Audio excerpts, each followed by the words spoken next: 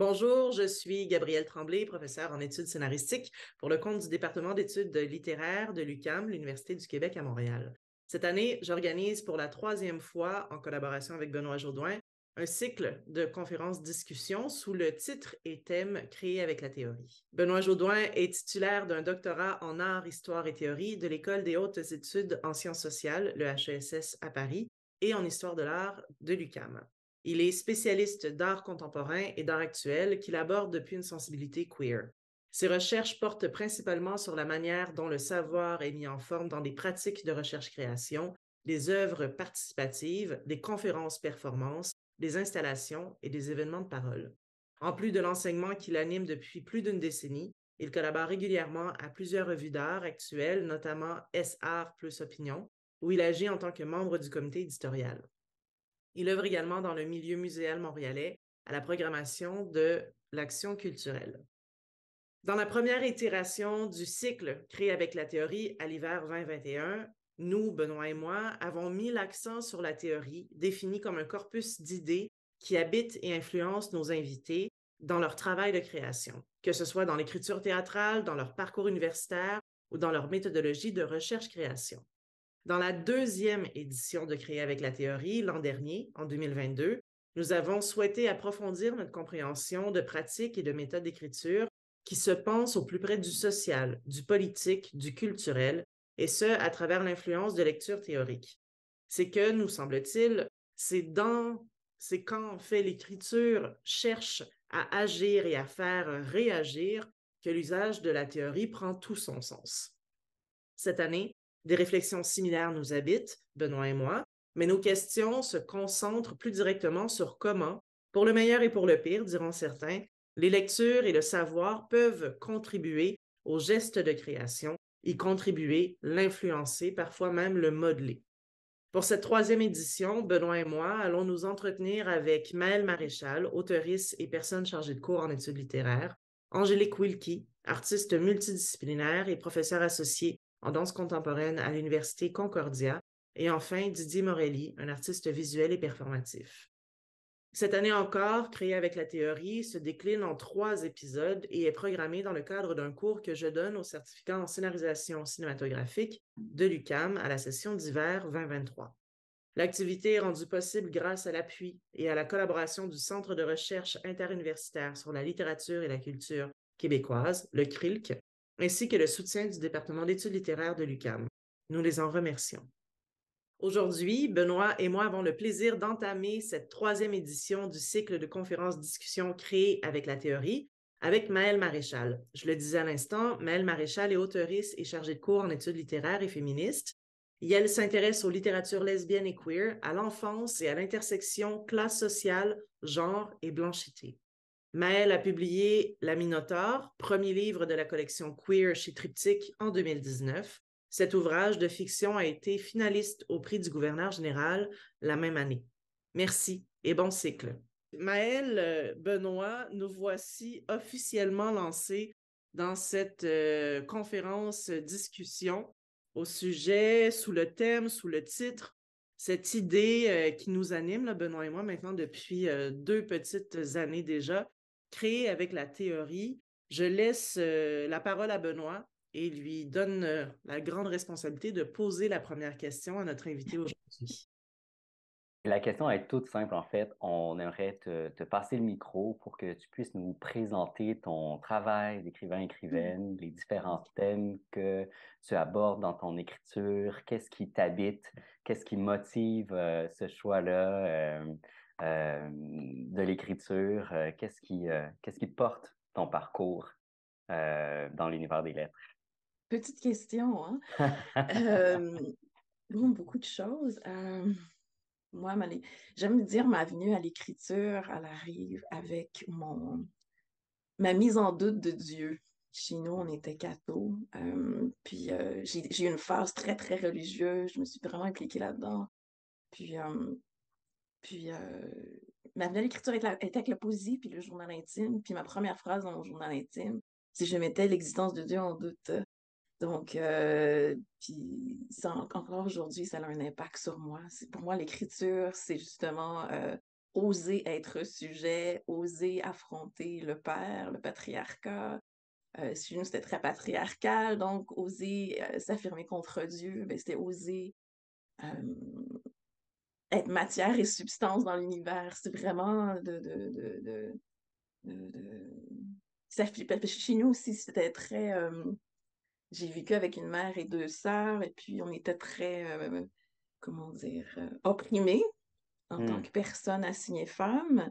Fait que déjà, la venue à l'écriture, c'est une venue aussi d'aller contre les règles du genre conventionnel, stéréotypé. Puis, fait que je reste aussi avec ce sentiment-là d'interdit. En fait, j'étais pétrifiée à les décrire juste dans le journal, que je mettais en doute Dieu. Puis je me dis, t'as coup qui existe, est-ce qu'il va me châtier, est-ce qu'il va me punir, est-ce que je vais avoir les foudres de Dieu sur moi, tu sais. Puis, c'est pas arrivé. Au contraire. Non, c'est ça. Puis, ça m'a donné une certaine liberté. Puis, au pire, je m'étais dit, au pire, Dieu est miséricorde, donc si j'ose le mettre en doute, il va me pardonner ce péché-là, tu sais. Puis, mais sinon, un peu avant le journal intime, j'avais de la poésie un peu. Je me souviens que j'écrivais sur la dactylo grise de ma mère, en fait. Wow. Donc, c'était très fascinant. J'ai une image de moi, puis j'écrivais dans une garde-robe. J'avais une grande garde-robe, puis j'avais installé là sur une étagère la dactylo, puis j'écrivais, puis c'est là que je me sentais en sécurité. Puis je pense que c'est resté aussi avec moi l'idée que l'écriture, c'est ma sécurité, en fin de compte. C'est sécurité contre la violence familiale, sécurité contre le patriarcat, sécurité contre Dieu aussi. Puis, fait que j'avais eu beaucoup plus, j'ai eu l'écriture avant la lecture. Beaucoup de gens, c'est l'inverse, mais moi, c'est comme ça que c'est arrivé. Puis, j'ai fini par en arriver à la lecture naturellement. Puis, fait que ça c'est un peu mes débuts. Puis, ça indique aussi naturellement, ben naturellement, il n'y a pas de chose que l'effet de nature, mais bon, euh, les thèmes qui me passionnent, qui m'habitent, ben, c'est justement la famille, les croyances, le genre, l'orientation sexuelle, l'enfance surtout. Puis récemment, je pensais à ça, puis je me disais, en fait, c'est ma perspective d'écriture, l'enfance. C'est ça que je développe, puis qui est important pour moi. Puis j'y reviens toujours. Je pensais après la Minotaure d'en avoir terminé avec l'enfance, mais en fait, non. Puis au début, j'étais un peu fâchée de la chose, mais après, j'ai été curieuse envers ça. Puis j'étais comme, je vais me laisser aller là-dedans. Fait que, ouais, les thèmes, c'est vraiment l'enfance, questionner le genre aussi. Puis, parce que ça m'a toujours troublée. Puis, ouais, je dirais ça, les violences familiales, ce genre de choses. L'amour des femmes aussi me fait écrire abondamment. Puis, ouais, donc je dirais que c'est ça. Ça, c'est un peu les débuts. Ouais. Ouais, ouais. J'ai déjà un milliard de questions, mais déjà une observation en t'écoutant, c'est que ce qu'on pourrait d'emblée considérer comme quelque chose de complètement opposé, c'est-à-dire d'un côté, la vulnérabilité de s'exposer par l'écriture, de raconter des choses qui sont extrêmement sensibles. Tu parles de la famille, tu parles des questions d'identité de genre, mais d'un autre côté, tu parles de l'écriture comme une forme de sécurité, Ouais. quelque chose qui est apaisant. Donc, c'est comme si l'écriture te permettait de faire le pont entre cette tension-là, s'affirmer, Ouais. dire qui on est, activer aussi la fabrique de sens. On a des réflexions Mhm. par rapport à ce qui nous entoure, par rapport à l'histoire qui nous précède, Mhm. notre enfance, puis en même temps, trouver l'espace pour que ça puisse émerger de façon bienveillante. Et je trouve que la façon dont tu parles de l'écriture, ça donne, ça permet de comprendre comment tu peux aborder des enjeux aussi faciles, aussi sensibles, mais de le faire de façon aussi profonde, puis de façon aussi engagée, en fait. Tu Ouais. déconstruis cette tension-là. Je trouve ça quand même assez intéressant. Je Euh, devrais. Oui, oui, allez-y. Non, c'est cool. mais je voulais aussi peut-être que tu nous parles un peu plus de cette dimension auto biographique, qu'est-ce qui se renouvelle? Tu disais, après la Minotaure, je pensais avoir couvert le sujet. Mhm. Qu'est-ce qui agit comme relance? C'est l'idée de se sauver, en fait. C'est là-dessus que j'écris pas mal ces temps-ci. Se sauver, en bon québécois, ça peut dire deux choses. Ça peut dire un sauvetage, mais ça veut dire aussi la fuite d'un enfant. Ah, le petit Christ ou la petite Christ, je sais pas si j'ai le droit de dire ça, mais en tout cas, elle s'est sauvée. Il s'est sauvé, elle s'est sauvée, tu sais. Puis j'explorais qu'est-ce qu'il en faut, c'est quoi les sens entre ça, la fuite et le sauvetage. Puis j'explore comment, des fois dans la vie, certaines personnes qui ont eu des enfances difficiles ont développé des instincts de survie, des réflexes de survie, des techniques de survie. Puis comment, à l'âge adulte, ces techniques-là ne fonctionnent plus parce que là, tu n'as plus besoin de te sauver, tu as besoin de vivre.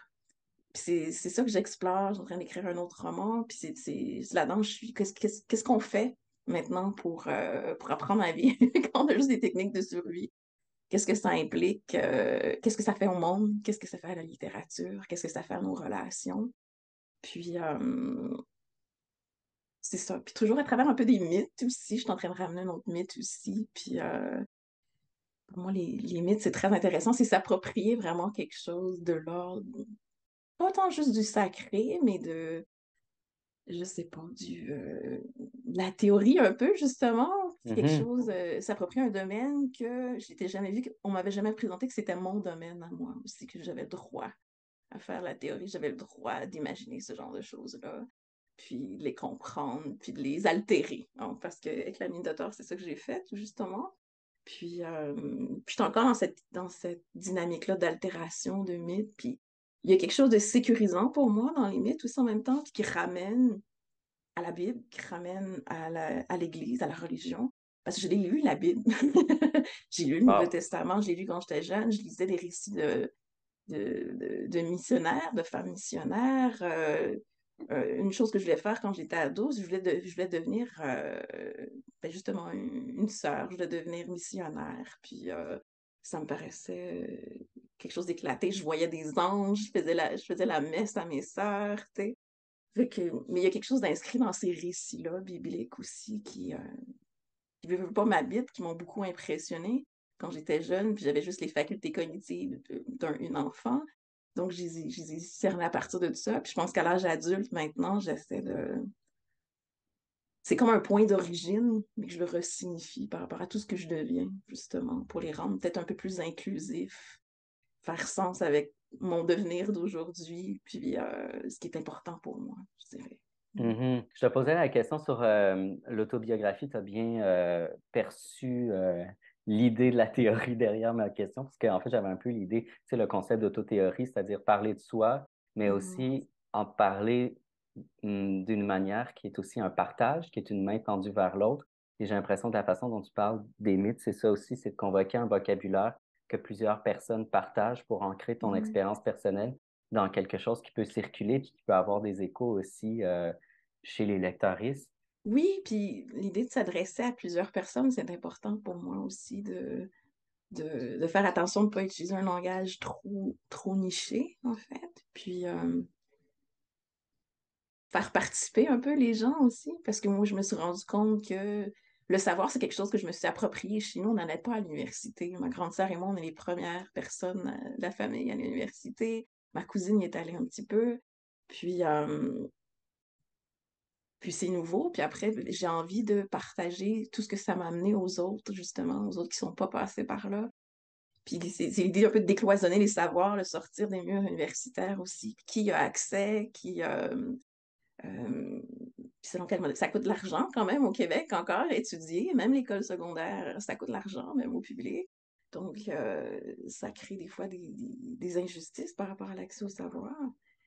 Fait que moi, ouais, je dirais oui, j'ai envie que les gens participent à ça, puis j'ai envie de redonner ce que j'ai reçu, parce que je trouve que j'ai beaucoup reçu. Puis, puis c'est fascinant. Je reste toujours avec cette image de fascination-là, que j'en reviens pas que je suis rendue là. J'en reviens pas qu'il m'est arrivé ça. Il m'est arrivé le savoir, il m'est arrivé l'écriture, il m'est arrivé, euh, je sais pas, d'oser exister. Chez nous, ça se peut pas, ça, tu sais. Fait que ouais, j'ai envie de partager cette libération-là, je dirais. Ouais. C'est tellement intéressant, Maëlle, tout ce que tu dis, là, très, très, très lumineux et clair. Et puis, ben, tu le sais pas parce que tu n'es pas dans mon cours, mais ça fait tellement de beaux liens avec des sujets abordés en classe, des tours de conversation là, avec les étudiants, les étudiantes de mon cours sur différentes questions là, à travers nos études de cas, puis leurs projets de création lesquels doivent mener toute la session durant. OK. Tu disais tout à l'heure comment t'es venu à l'écriture avant la lecture. Ouais, Tu ouais. parlais de cet ordre-là des choses. En même temps, on le voit, tu as déjà convoqué deux grands textes sacrés qui ont un peu pétri ton avant-écriture, on pourrait dire. Mhm. Euh, il y a les textes sacrés, donc peut-être comme origine, mais j'ai envie de demander quelle lecture as-tu l'impression qui ont influencé, Mhm. qui influencent encore ton geste de création aujourd'hui? Oui, il y en a plein. Ah, je suis amoureuse des écritures amoureuses. Donc, tout ce qu'écrit Nina Bouraoui, vraiment, je suis fascinée par cette personne, puis son écriture. Puis elle fait exprès, elle le sait, elle a une écriture amoureuse. Puis moi, je tombe dans le panneau complètement. Puis j'aime ça. Euh, Nicole Brossard aussi beaucoup, parce que Nicole Brossard, je l'ai lu, je pense, avant l'université, puis j'avais pas les outils théoriques pour comprendre ça. Chez nous, on lisait pas Nicole Brossard. Puis ça me fascinait ce qu'elle faisait au langage, à la langue. Je savais pas qu'on pouvait faire ça. Fait que je suis restée avec cette fascination-là. Ah, on peut aller déjouer la langue française, son sexisme. On peut s'en prendre au patriarcat de cette façon-là. On peut écrire de la poésie qui soit pas rimée. On peut parler des femmes, on peut parler de lesbiennes, on peut parler d'orgasme. Je savais pas qu'on pouvait faire ces choses-là. Puis, fait que je restais avec cette fascination-là. Un peu Monique Wittig aussi, que j'avais lu aussi avant l'entrée à l'université. Euh, il y a des poètes aussi, je lisais beaucoup de la poésie. J'ai lu des poètes arabes, Mahmoud Darwish, que j'aime beaucoup. Sa voix aussi, très, très puissante. Comment il déclame ça. Le poète marocain Abdelatif Lahabi. Euh, j'ai l'Iranienne Negar Javadi qui a écrit des orientales, ça m'a beaucoup marqué. Au Québec, je vais te marcher sous, assurément. Wow, je vais te marcher sous. Encore aujourd'hui, je pense que personne n'écrit comme elle. Puis c'est tellement fort, c'est tellement créateur, c'est tellement tellurique, justement, c'est tellement matière. Puis je pense qu'avec mon écriture, j'essaie d'atteindre ça un peu. Je m'intéresse aux substances, à la matière, au corps, justement. Puis elle était beaucoup là-dedans, en tant qu'autodidacte en plus. Puis, ouais, c'est vraiment. Ça revient autour souvent de ces personnes-là. Des fois, il y a des nouvelles personnes aussi.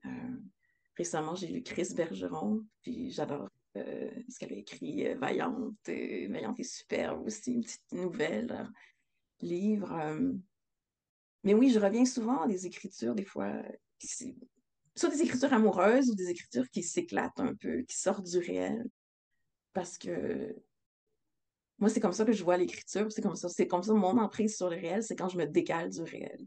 Je n'ai pas une écriture réaliste. J'écris pas comme Marie-Pierre Lafontaine. C'est magnifique ce qu'elle écrit, mais moi, je serais pas capable d'écrire comme ça. Puis il y a il y a des forces dans ces types d'écriture-là. Mais, euh, mais oui, moi, j'écris à côté du réel, un peu, j'ai l'impression. C'est comme ça que je suis capable d'en parler. Sinon, ce serait trop blessant, j'ai l'impression. Je serais pas capable de dire les choses comme ça. Donc, j'ai besoin que ce soit imagé, que ce soit poétisé, ça rentre dans un récit, justement. Puis, j'ai besoin de le transformer. Je peux pas rendre le réel à l'état brut. Ça se fait pas avec moi. Fait que j'aime bien ça chez les personnes que je lis aussi. Mais ouais. Ben, Dorothy Allison, la magnifique Dorothy Allison, c'est une femme blanche états-unienne du sud des États-Unis, une des premières dans sa famille à accéder à l'université aussi. Puis, j'adore son approche de la théorie aussi, que je fais un peu mienne, à travers les récits, à travers l'expérience. Puis, euh, puis c'est fantastique, c'est ça, c'est Dorothy Allison aussi, mais on écrit très différemment en même temps. Elle est très proche du réel aussi, tu sais, très crue, mais il y a une force chez elle que j'aime beaucoup, que j'admire. Elle dit des choses en tant que lesbienne, elle dit des choses en tant que féministe, puis c'est des identités qui sont les miennes aussi. Fait que, Puis j'avais jamais vu des gens parler comme ça. J'avais jamais entendu des gens parler comme ça dans mon cercle, moi, duquel je viens. Donc, je reste beaucoup avec de la fascination pour ces gens-là. Fait que ouais, je pense que c'est mon modus operandi, justement, la fascination des écritures et des gens. Ouais. Est-ce que, est-ce que tu as l'impression que tes lectures ont pu contribuer à mieux te nommer et le fait de mieux te nommer, là, je parle pas d'une seule identité, là, je parle de autant dans ta création que dans ton être au monde, que dans tes relations, là, donc se nommer dans différentes aspects de notre expérience du réel, là, dans le fond. Mais est-ce que ces lectures-là te permettent de mieux te nommer ton être au monde, et en retour, le fait de mieux être te permet de mieux lire, qui éventuellement Ouais. va vers mieux écrire. Je dis mieux à des plus écrire davantage, écrire de manière encore plus approfondie, mais parce que j'ai souvent tendance à revenir au titre, j'en ai parlé dans chaque édition de Créer avec la théorie, j'ai l'impression, mais j'aime bien faire un diagramme à partir du titre du livre de Marielle Massé, hein. Façon d'écrire, manière d'être, là. Façon d'écrire, manière d'être, façon d'écrire. Mais il y a aussi peut-être quelque chose comme façon de lire, manière d'être, manière d'écrire, façon de lire, manière d'être, manière d'écrire, une espèce de mouvement davantage bouclé. Peut-être, est-ce que tu as l'impression de t'inscrire dans quelque chose comme ça, à travers ton expérience de la Oui. lecture et de l'écriture?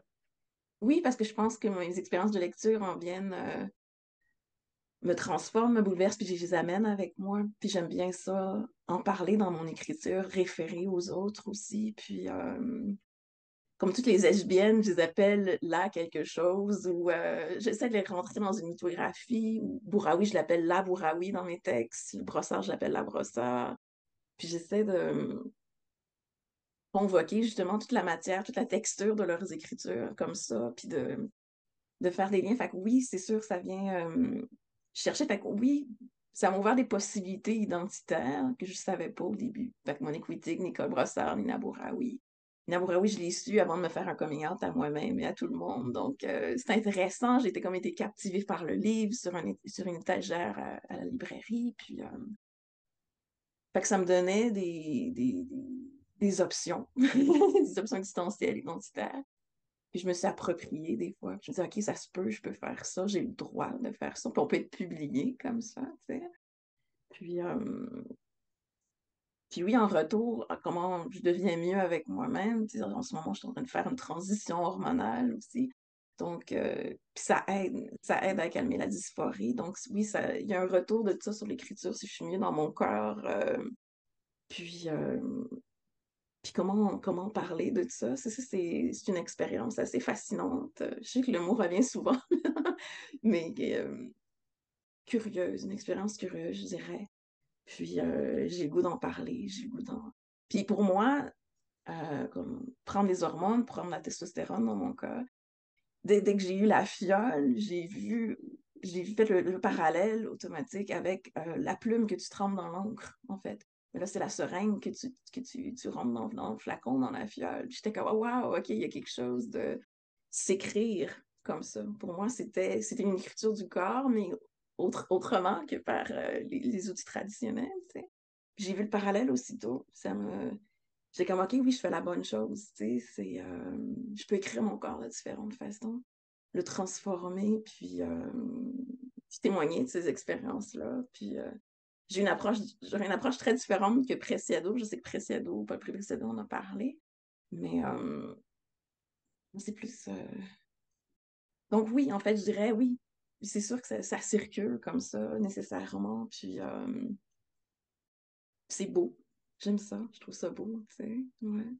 Je me demandais si tu pouvais peut-être mieux approfondir ou développer un peu sur cette idée d'écrire à côté du réel, là. Je paraphrase ce que tu disais à Ouais. l'instant, parce que je me demandais, est-ce que tu entends par là que tu pourrais pas faire de la non-fiction, pour le dire à l'américaine?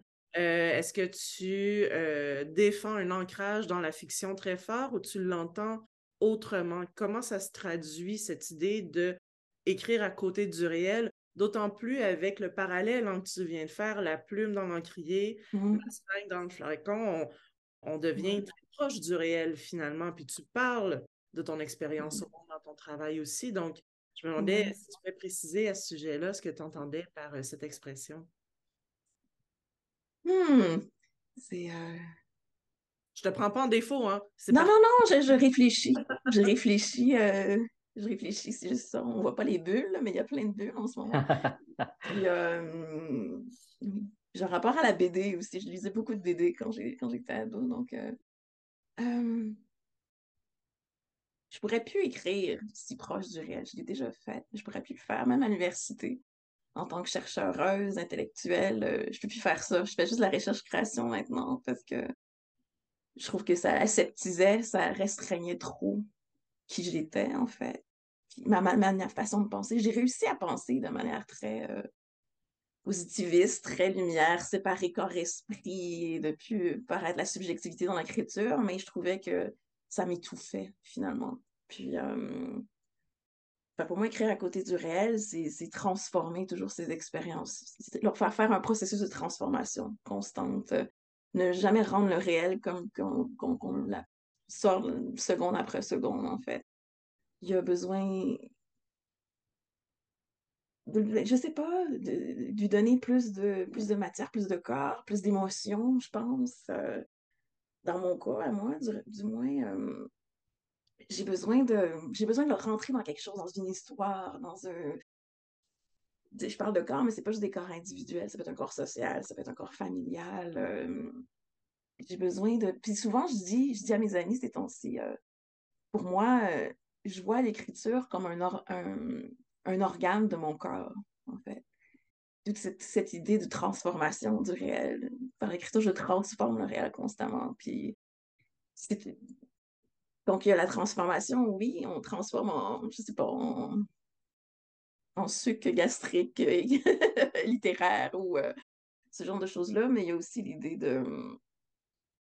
comment dire, que je pourrais pas vivre sans ça aussi. L'idée que c'est un organe, justement, ça fait partie de moi. Puis si je l'utilise pas, ben, ça doit me faire mourir, en fait. Ce serait. Est-ce que je me trompe ou il y a quelque chose avec cette idée de écrire à côté du réel, c'est s'intéresser à la mise en forme de quelque chose dans l'écriture. C'est réfléchir à sa mise en forme, à sa transposition. Là, j'utilise des mots qui sont tirés de mon cours, hein, mais adapter quelque chose, transposer quelque chose dans l'écriture au-delà de raconter une histoire. Donc, il y a aller chercher des éléments. Est-ce que c'est un peu dans ce sens-là que tu l'entends? Oui, oui, ça touche à la mise en forme, mais je pense que ça touche au fond aussi, parce que le fond vient par être changé également. Donc, mais oui, il y a quelque chose. J'essaie de décrire mes sensations, comment je le ressens. C'est très. Comment dire? C'est trop rude, c'est trop brutal pour moi, le réel. C'est très. Ça rend pas compte de tout. Ça rend pas compte. C'est incomplet. Je suis capable de lire les écritures proches du réel, de les expérimenter puis les apprécier, mais ouais, c'est pas. C'est ça, c'est juste pas ma perspective. Mais je pense, oui, un certain formalisme à l'œuvre, certain, mais le fond en vient de changer par après. Tu changes la forme, mais tu rechanges le fond après, tu sais. Ça fait une gentille transition vers mon prochain bloc de questions de sujet parce que cette idée de le fond qui touche à la forme, je suis très sensible à cette dynamique-là. C'est quelque chose qui m'intéresse énormément autant dans ma réflexion à moi que dans mes enseignements aussi, mes recherches. Mais tu as parlé un tout petit peu de recherche-création. C'est encore peut-être un peu loin pour les étudiants et étudiantes inscrits à un programme de premier cycle, mais on en parle de plus en plus, là, ce paradigme de recherche-création à l'université et à l'extérieur de l'université aussi. Tu es aujourd'hui écrivaine et chargée de cours. Tu es également détenteuriste d'un doctorat en études françaises de l'Université d'Ottawa. Je rappelle pour les gens qui nous écoutent que ta thèse, soutenue en 2018, a pour titre conjurer l'absence pratique du tiers-espace dans les littératures lesbiennes francophones. C'est tout ça pour rappeler entre une expérience, une expertise en recherche universitaire. Tu as notamment aussi collaboré à un ouvrage collectif qui est paru en 2022, l'année dernière, Savoir les marges, un ouvrage qui vise, on le sait, ne serait-ce que pour ceux et celles qui auront parcouru la 4e de couverture. Donc, c'est un ouvrage qui vise à déconstruire le binarisme entre le rapport de domination entre recherche et création pour approfondir ce qu'on appelle les potentialités de la recherche-création, particulièrement lorsqu'elle est menée par des personnes issues de groupes minorisés, marginalisés. Et là, j'en viens encore une fois pour revenir à cette question fond-forme dans ton travail et l'influence de lecture théorique. Dans cet ouvrage-là, il y a un texte que je sais, Benoît et moi apprécions particulièrement, un texte que tu as signé. Ce texte a pour titre « La recherche-création au prisme de la précarité, perspective butch, blanche, transclasse ». Et là, dans ce texte-là, pour le voir, là, le feuilleter, peut-être que j'en transmettrai une copie de quelques pages là, aux étudiants et étudiantes pour qu'ils voient bien. Il y a des moments d'écriture qui ne sont pas mis en forme exactement de la même façon tout au long du... donc, la forme fait langage aussi. Et je me demandais si, parce que dans ce texte-là, visiblement, il y a quelque chose qui à la fois fait récit et quelque chose qui à la fois fait théorie.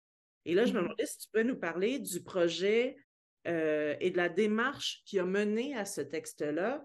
Et par exemple, en quoi c'était similaire ou différent de l'écriture de ton roman La Minotaure?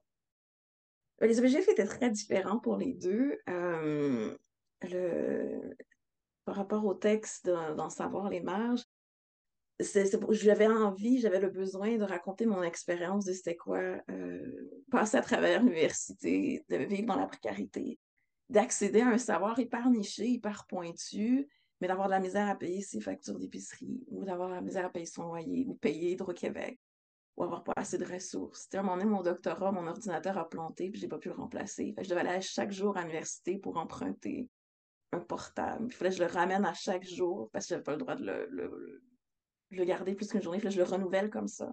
Fait que j'avais des déplacements forcés, j'avais pas Internet à la maison, j'avais pas l'argent pour. Puis, ça change quelque chose, ça fait quelque chose à ta vie, ça fait quelque chose à ton rapport au savoir, visiblement. Puis il y avait personne qui en parlait. Puis je voulais plus rester avec ça, j'étais en train de déborder. Je pense que j'ai fait un burn-out mon doctorat parce que c'est intense. Je l'ai fini, je pense que j'ai pris juste un an de plus que la norme, genre, mais j'avais plus d'argent, je pouvais plus rien faire. Il fallait que je le finisse vite, vite. Je suis satisfaite de ce que j'ai fait de ma thèse, je l'aime beaucoup. Mais, tu sais, j'aurais pris un an pour décanter, pour relaxer, tu sais, puis ce que j'ai pas eu. Fait que ce texte-là, c'était vraiment pour dire, mais qu'est-ce qui est arrivé pour légitimer, gars, c'est pas correct qui m'est arrivé, il y avait beaucoup d'injustice.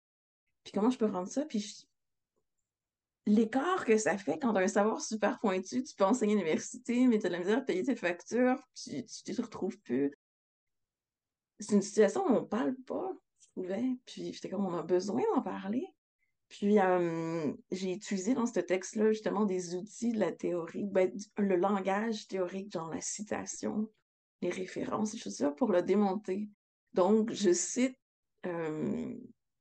des expériences vécues par des personnes qui sont proches de moi au niveau du groupe social, des personnes bouches, des personnes transclasses, puis je les ai mis visuellement, justement. Il y a un travail visuel, oui, dans des coupons, en fait. Puis moi, ça réfère à des coupons d'épicerie. Tu découpes les coupons pour avoir des rabais à l'épicerie. Donc, c'était l'idée de ramener ça. Puis l'idée de la précarité, t'en as besoin. Mais là, je ramène ça dans un texte universitaire. Donc, c'est un peu désacraliser aussi ce savoir-là, tu sais.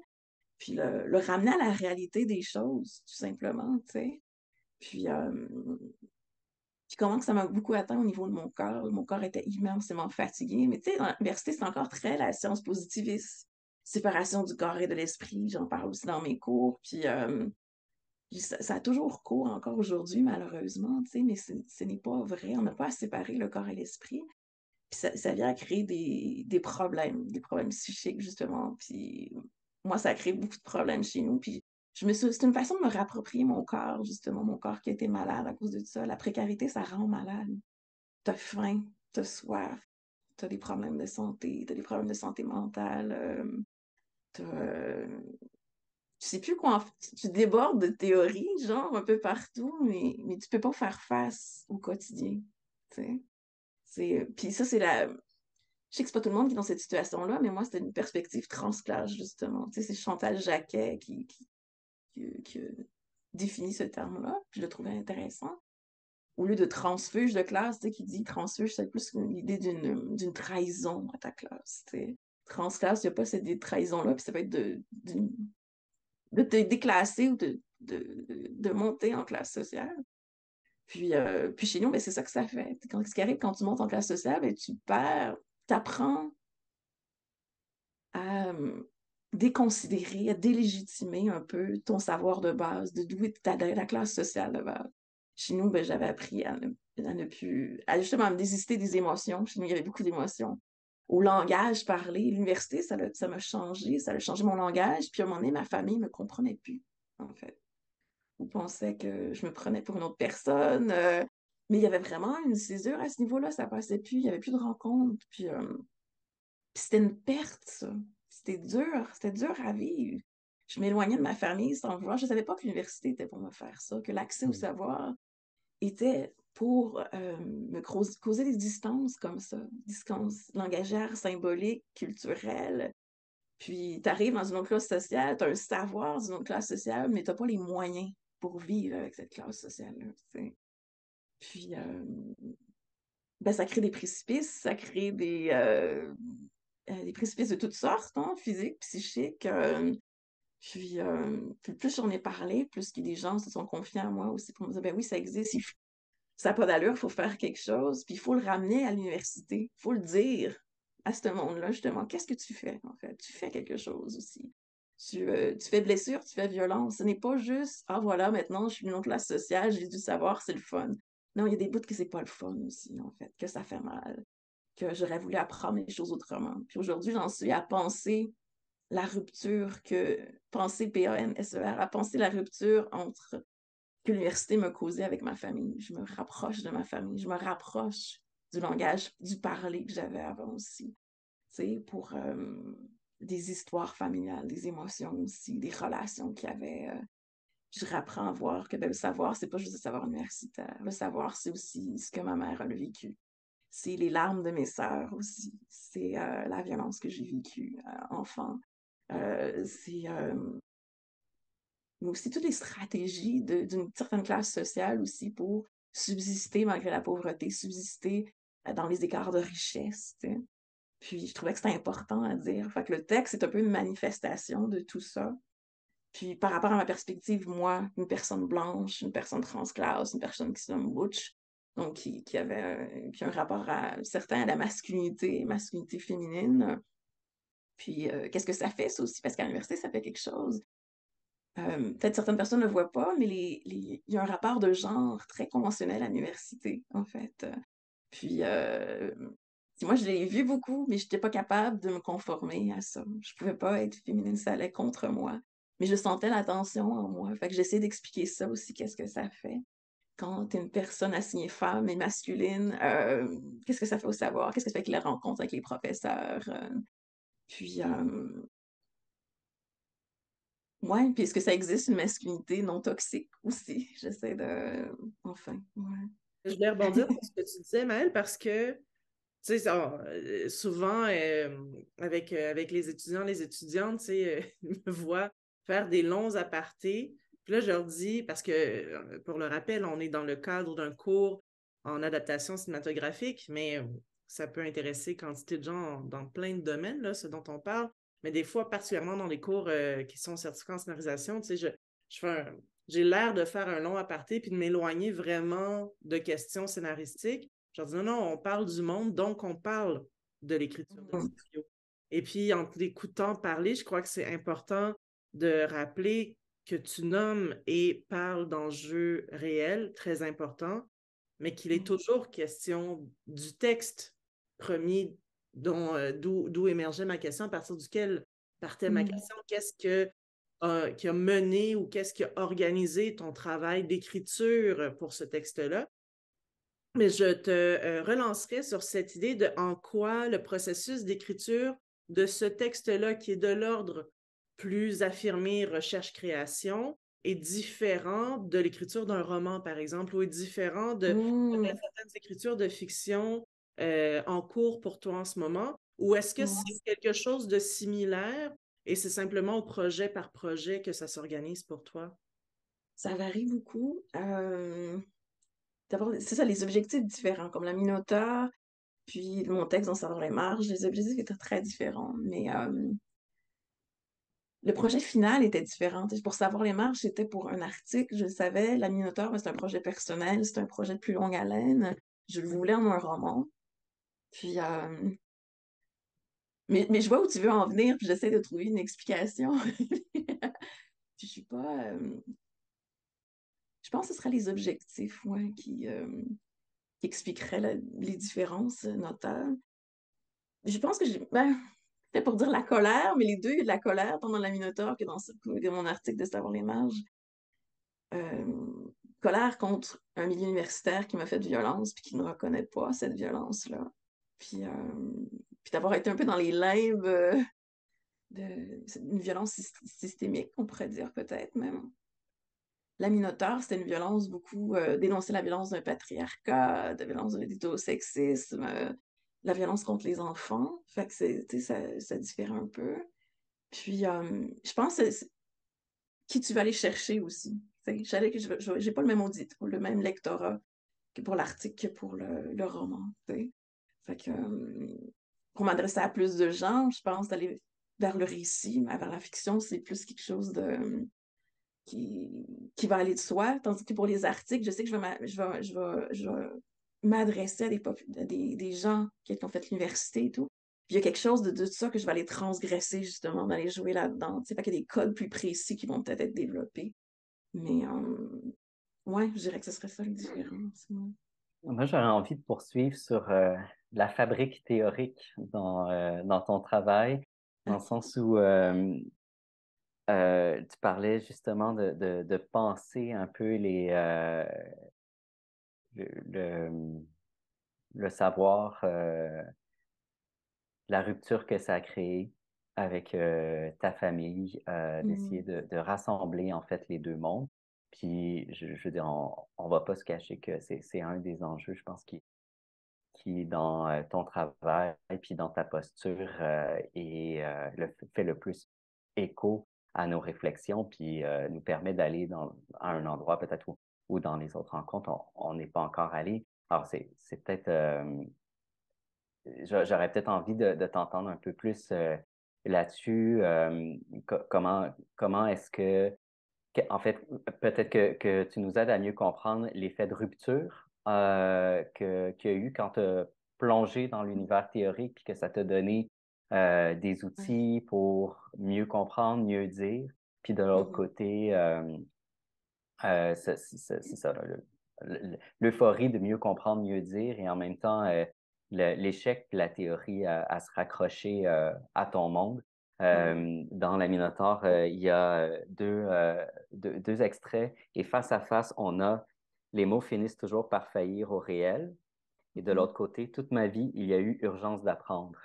Comment on pense ces deux dynamiques? Ouais. Ben, vous savez, moi, la théorie, j'adore ça, en fait. Puis, c'était captivant, c'était fascinant quand je suis tombée là-dedans. Parce que chez nous, j'ai pas un monde où c'est permis de penser. On a accès à la pensée, mais c'est plus mal vu de penser. Si tu penses trop, qu'on disait dans mon milieu, c'est de même que deviennent les troubles mentaux. Faut pas trop penser. C'est ça que va arriver la dépression, le burn-out, les choses comme ça. Faut pas trop penser, il faut juste travailler, faut pas se mêler de politique. Puis j'ai toujours une grande curiosité, tu sais, puis on me trouvait bizarre dans la famille parce que je me demande pourquoi que je veux savoir toutes ces affaires-là, tu sais. Puis quand je me suis mis à lire de la théorie, justement, pour moi, c'était un grand but. Accéder à l'université, là, c'était une réussite totale. Là, tu sais, c'était wow, je vais accéder à ce monde-là. Puis je me suis mis à lire, puis j'ai aimé ça. Puis c'était des gens justement très détachés de leur corps, très proches d'abstraction et tout. Puis je trouvais ça le fun, parce que on m'a jamais montré que c'était permis, que c'était correct. Puis j'avais des aptitudes à ça, tu sais, visiblement. Puis fait que c'était le fun de pouvoir penser sans être opprimé par la suite par rapport à ça. Chez nous, on ne pouvait pas penser par soi-même, sinon sans avoir de conséquences. Sans que le père soit pas se mette en furieux ou, tu sais, il y avait ces conséquences-là qui pesaient là-dessus sur la pensée, le développement de soi. La honte. Puis, ouais, la honte. Puis quand j'ai su qu'on pouvait penser, puis que des gens étaient valorisés pour ça, puis qu'on pouvait en parler pendant 3 heures dans des cours universitaires, oh my gosh. Moi, quand je suis rentrée à l'université, là, j'avais peur de le raconter à ma famille après. J'avais peur de me faire chicaner. Parce que c'était pas permis de faire ça. Là, j'apprenais qu'il y avait tout un monde qui était bâti là-dessus, tu sais. Je me sens émotive juste en parler. Puis ça me fascinait. J'étais comme, OK, c'est correct, en fait. Puis je me souviens qu'on parlait même d'auteurs, d'autrices homosexuelles. Puis j'en revenais pas. Puis moi, je regardais autour de moi. Puis j'étais comme, mon Dieu, on ose faire ça. On peut faire ça. Chez nous, c'était très homophobe aussi. Fait qu'on n'aurait pas pu faire ça, tu sais. Fait que je suis restée avec cet élan-là, être captivée de valoriser l'intelligence, la pensée critique. C'était merveilleux. Mais c'est ça, venu le moment de rupture, c'est un moment donné, il y a eu de la désillusion parce que ça m'éloignait de mon milieu d'origine et ça le délégitimait et ça le jugeait beaucoup aussi. Puis cette différence, des clashs de classe sociale sont apparus. Puis il y a eu des désillusions, parce que je me suis dit, ben, c'est pas parce que tu es un grand théoricien, théoricienne ou intellectuel que tu ne peux pas refaire de la domination ou que tu peux pas être un patriarche aussi. Je me suis rendu compte de ça. J'étais comme, OK, fait que tu peux être comme mon père, mais être intello aussi. C'est-tu pire, ça? Je pense que c'est pire. Fait que là, j'étais comme, OK, wow. Fait que pour moi, ça jouait avec les relations genrées aussi, les rapports sociaux de genre, on pourrait dire. Fait que, mais c'est ça, un patriarche éduqué, est-ce que c'est pire qu'un patriarche pas éduqué? Je sais, c'est... Mais, fait que c'est ça, il y avait ces ruptures-là qui sont arrivées, puis j'ai vécu beaucoup de désillusions, de tristesse, de déception. Puis il est venu beaucoup de colère avec ça, puis après, j'ai eu envie de m'approprier ces choses-là, puis de retourner vers ma famille, de penser les blessures. Puis la fiction m'est apparue comme mon langage, ma colère, ma revanche. Parce que souvent, dans mon écriture, il y a cette idée de se venger, en fait, qui n'est pas très catholique, d'ailleurs. Puis j'ai de la misère, des fois, à opérer avec ça, parce que je sais que c'est pas catholique. Même si je suis plus une personne croyante, tu sais, mais je reste avec le poids des interdits, des commandements de Dieu. Pour moi, ça joue dans ma psyché, tu sais, encore. Fait que, mais ouais, il y a quelque chose de la vengeance, il y a quelque chose de l'appropriation, il y a quelque chose de retournement. Puis au lieu d'augmenter juste mon intelligence, juste d'aller plus vers la sensibilité, vers la compassion, vers la bienveillance, tu sais. Puis même à travers la vengeance, ça se peut, selon moi, en tout cas dans mon livre à moi, là. Mais parce que des fois, il y a des colères qui sont saines, il y a des vengeances qui sont saines pour dénoncer certaines choses, tu sais. Puis, puis quand j'ai écrit La Minotaure, mais un de mes premiers désirs, c'est que j'ai, tu sais, puis c'est dur à dire, mais j'espérais que ça fasse mourir mon père, en fait. Il en meurt de ça. C'était comme une forme de vengeance. Puis après, ça s'est un petit peu calmé, mais c'était peut-être la colère qui était par rapport à ça. Mais c'était l'idée que ça, c'est mon pouvoir, que ça, c'est... Je reste dans le cadre légal, je reste dans le cadre admis, mais que j'ai pu avoir un impact. Puis dire ce qui est arrivé, tu sais. Puis je pense que Marie-Pierre Lafontaine, justement, qui parlait un peu de ces choses-là, la fiction, comment c'est important, parce que des fois, ça nous permet, quand légalement, on n'a pas de recours, ou on se sent démuni, ou avec moins de privilèges selon notre posture sociale, ou ce que, comme dit Nicolas Dawson, sa merveilleuse expression de nos coordonnées humaines, mais des fois, il y en a certaines qui sont moins légitimes que d'autres socialement, mais la fiction, le récit peut venir en aide dans ce moment-là, en fait, pour ramener un peu de justice sociale. Ouais, c'est ça, je dirais. Ouais, ça me permet la justice sociale, je dirais, l'écriture, puis ce rapport-là, puis s'approprier les codes universitaires, s'approprier les codes intellectuels, puis ouais, voilà. Puis par rapport à l'autorité aussi, peut-être se doter d'un espace pour répondre tout simplement. Oui. Oui, Comme... puis se faire entendre. Chez nous, on ne pouvait jamais se faire entendre. Les femmes, c'était des folles. Tu sais, quand tu te fais courir après en disant que tu es une esti de folle, ça te marque quelque part. Tu sais. Fait que, puis oui, juste que ta parole puisse avoir un poids. Puis tu sais, la Minotaure, je l'écris pour libérer ma mère, pour libérer mes sœurs. Mais ça fait tellement plus que ça. J'ai des inconnus qui m'ont écrit pour me dire combien que ça les avait aidés, comment est-ce qu'ils, elles et elles partageaient la même histoire, tu sais. C'est ça l'importance de cette justice sociale-là. Ça permet, quand tu te libères, tu permets à d'autres de te libérer, tu sais. Puis je le vois, puis je le sais, puis on me le fait savoir. Puis c'est super important. Puis c'est un privilège en même temps, quand tu es capable de le faire, de continuer, je pense, dans cette même veine-là, tu sais. Fait que, ouais, fait que donner l'effet boule de neige dans l'autorité, justement, se la réapproprier. Ouais. J'aurais envie, il me semble, dans la continuité de ce que tu viens de dire, Maëlle, de te poser une question par rapport à, tu sais, on parle beaucoup de l'origine, comment il y a des choses qui se sont modulées. En fait, Benoît, tu vas voir, là, je veux compresser 2 questions. Mais si tu, Maëlle, pouvais peut-être en quelques mots, mais nous faire un rappel ou nous expliquer euh, je serais curieuse de t'entendre précisément sur ton souvenir. Tu sais, t'en as déjà parlé, tes premiers contacts avec l'université, mais tu avais déjà lu des trucs Ouais. théoriques avant d'arriver à l'université aussi. Mais je me demandais, est-ce que tu te souviens de tes premiers contacts? Moi, je me souviens de mes premiers contacts. Moi, je suis arrivée tardivement à l'université aussi. J'avais pas lu de théorie avant l'université. Je me OK. souviens d'échecs conversationnels avec des gens dans mon Mm. entourage proche qui, eux, étaient déjà à l'université. Puis je sentais qu'il y avait quelque chose qui ne marchait plus dans... Ouais, On c'est ne ça. parlait pas au même niveau. Je me souviens de lire... Je suis marquée par ça. Moi, c'était de la linguistique, là, littérature et langage. Mais sûr, je, je comprenais pas qu'est-ce qui se passait. Donc, je me demande si tu te souviens de qu'est-ce que c'est ça, cette affaire-là, ou pas. Est-ce que c'était intimidant Ouais. ou fluide comme premier contact? Et si tu pouvais peut-être poser un regard rétrospectif sur comment ton rapport à ce type d'ouvrage-là s'est modulé depuis, parce qu'il y a Mm. vieillir, là, il y a quelques années qui se sont écoulées depuis. Euh, et est-ce que encore aujourd'hui, des fois, tu pognes des nœuds, tu sais, après toutes ces années, tout ton cheminement Mm. universitaire, est-ce que chaque ouvrage théorique qui tombe entre les mains va de soi ou on repogne des nœuds en cours de route? Mhm. Oui, ça s'est beaucoup transformé. Puis je me souviens de mes premières lectures. J'ai lu Nietzsche à 16 ans. Je me souviens de ça. Puis, parce que ma famille me trouvait intelligente, puis ma grande sœur aussi. Puis elle avait accédé au cégep. Puis elle m'avait dit, on me donne ça à lire, tu devrais lire, t'es une personne intelligente. Fait que les personnes intelligentes vont lire Nietzsche, tu sais. Puis je comprenais pas tout. Je me souviens des premières lectures théoriques, je comprenais pas tout, mais c'était comme ça que je fonctionnais. Je me disais, c'est pas grave si je comprends pas tout, je vais juste absorber, puis à un moment donné, je vais comprendre. Fait que je me bloquais pas à certains passages. Je comprends pas, c'est pas grave, je vais continuer. Puis l'ensemble du texte, des fois, va peut-être me donner une signification que j'avais pas sur la page même.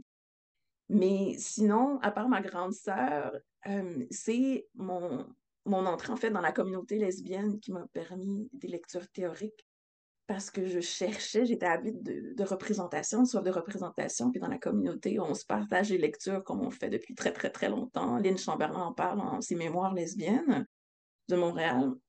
Donc, c'est comme ça que j'ai connu Monique Wittig puis Nicole Brossard. Puis je les ai lus avant de rentrer à l'université.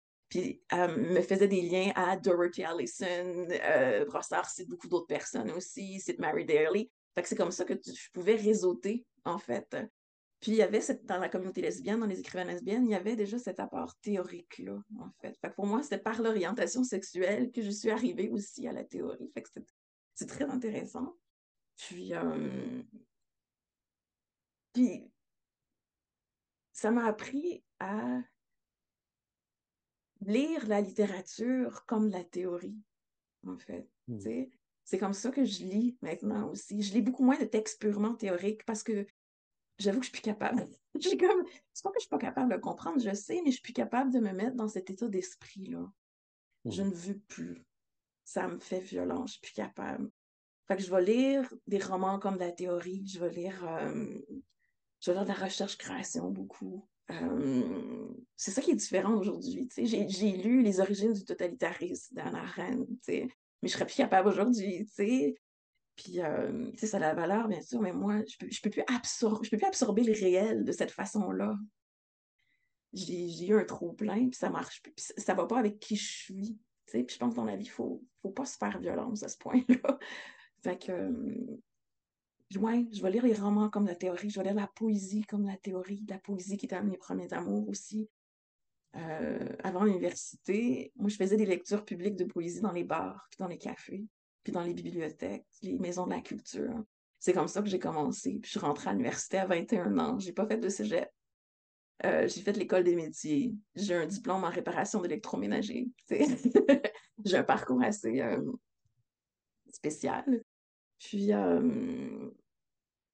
fait que moi, puis aujourd'hui, j'en reviens à d'autres lectures aussi, pas juste la poésie ou des romans, mais je reviens à des biographies, des livres sur l'herboristerie, sur les baleines, sur les. Je lis toutes ces autres choses-là aussi qui m'apportent une autre chose, d'autres perspectives sur le monde. Puis j'adore les biographies particulièrement. Genre la biographie de Grace Frick, qui était la compagne de Marguerite Yourcenar. J'ai Anne Hébert, Gabrielle Roy. Il y a quelque chose, je vais piger dans le vécu, ça m'attire vraiment beaucoup, beaucoup. Puis, ouais, je vais plus essayer de donner mon temps de lecture à ce genre de récits-là, des récits biographiques, des récits littéraires ou des monographies sur des plantes. Ça, c'est un intérêt personnel, mais tu en apprends quand même sur le monde par rapport à ça. Juste le rapport colonial et les plantes, il y a 3 millions de liens, tu sais. Ouais. Par curiosité, ce trop-plein-là, est-ce qu'il se traduit aussi dans ton rapport à la théorie à travers tes enseignements? Oui. Oui, parce que je donne à lire justement des gens très différents. Dans les cours théoriques, je peux donner à lire de la fiction. Fait que, mais habituellement, c'est très bien pris par les personnes étudiantes, justement, parce que ça varie beaucoup. Puis, mais oui, puis je comprends les personnes étudiantes des fois qu'on trouve ça trop aride, trop de théorie. Donc, j'essaie de ramener plus proche du réel, ramener la pratique, ramener les corps, ramener les émotions. Puis je sais qu'en littérature, on n'est pas censé faire ça, de demander comment est-ce que vous êtes senti par rapport à telle lecture, mais moi, je le fais. Puis je vais aller valoriser ces émotions-là. Puis je vais aller au-delà, pas au-delà de ça, mais c'est un point de contact avec la littérature quand même, les émotions, tu sais. Donc, ouais, donc oui, ça transparaît dans mon enseignement, ça c'est sûr. Puis, mais je pense que ça me sert bien parce que ça va, à savoir qui je suis, tu sais, du coup, je parais cohérente, tu sais, fait que, mais, ouais, moi, je dirais ça. J'ai une dernière question qui est très pratico-pratique. OK. Quel conseil donnerais-tu aux étudiants et étudiantes qui auraient justement ces damnés professeurs qui donnent des lectures théoriques à lire et qui voudraient donc faire quelque chose avec ces Ouais. lectures théoriques-là comme tu l'as fait dans ton parcours? Euh, qui voudraient traduire ces lectures théoriques-là, le passer dans le prisme de leur propre vécu pour basculer après dans Mhm. l'écriture. Donc, est-ce que tu as un conseil ou est-ce que tu as, ouais, t'as un conseil à donner à ces personnes-là? Euh, de demander moins de théorie, apparemment, c'est ça. Ou de lire la théorie comme des romans.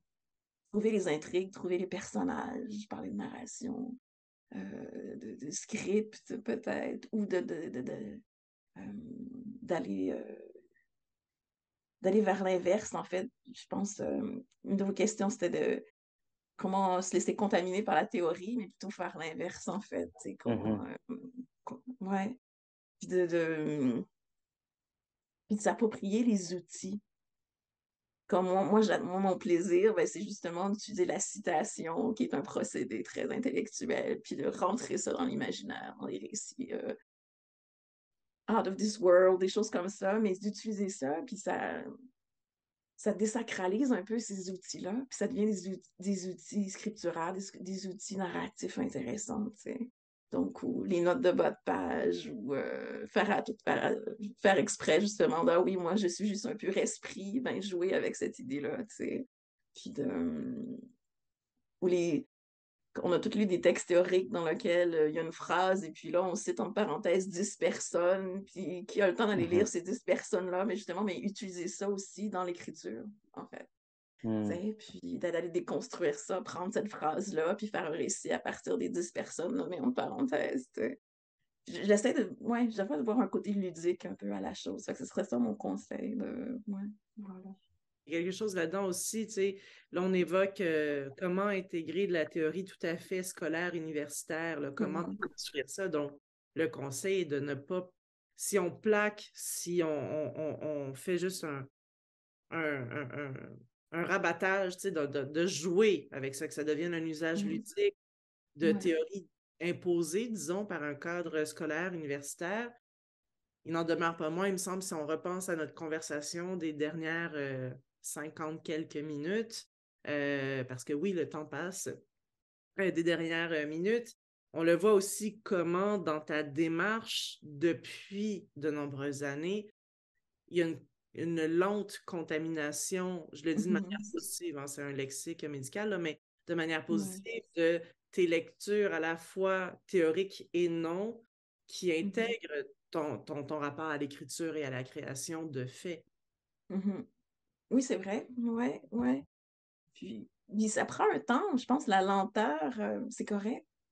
On peut pas le faire en 2 secondes et quart. Puis des fois, il faut peut-être des années pour que ça transparaisse dans son écriture aussi. Puis se laisser la chance d'expérimenter un petit peu avec ça, tu sais, aussi. Puis des fois, ça va nous surprendre de manière qu'on ne l'a pas prévu. Puis c'est ça qui est beau, justement, quand ça arrive comme ça, de manière soudaine, tu sais, ouais. Ben, je pense que ça conclut bien la conversation. Qu'en penses-tu, Gabrielle?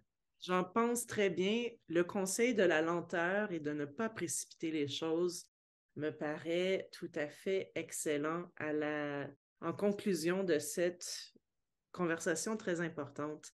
Si tu me permets, Gabrielle, juste pour que ça soit on the record, je suis une de ces personnes qui a été beaucoup touchée par ton écriture et je voulais aussi saluer ton courage de porter cette voix-là, d'être transclasse dans le milieu universitaire, quelque chose qui me parle beaucoup personnellement et en fait, c'est ça, je respecte beaucoup le courage qui est derrière cette volonté de ramener ces enjeux-là à l'université. Je pense que c'est ultra nécessaire et enfin, personnellement, je l'apprécie beaucoup. Ben, merci beaucoup, Benoît. C'est touchant. Puis c'est génial si je peux toucher les gens comme ça. Ben, je pense que ma vie est complète. Mais moi aussi, Maëlle, je tiens à te remercier pour cette parole, ta générosité dans tes réponses aujourd'hui, qui permettent de décloisonner quantité d'enjeux, je crois, non seulement avec qu'est-ce qu'on fait avec des lectures théoriques, mais qu'est-ce qu'on fait dans la réconciliation de ce désir d'écriture, d'inscription de soi dans des lieux, dans des contextes où de prime abord, on se sent pas les bienvenus, mais où il est possible de marquer notre présence et éventuellement de s'épanouir. Donc, je te remercie très, très sincèrement pour la conversation aujourd'hui. Mais merci à vous pour l'invitation. C'était vraiment un plaisir aussi de mon côté. Ouais.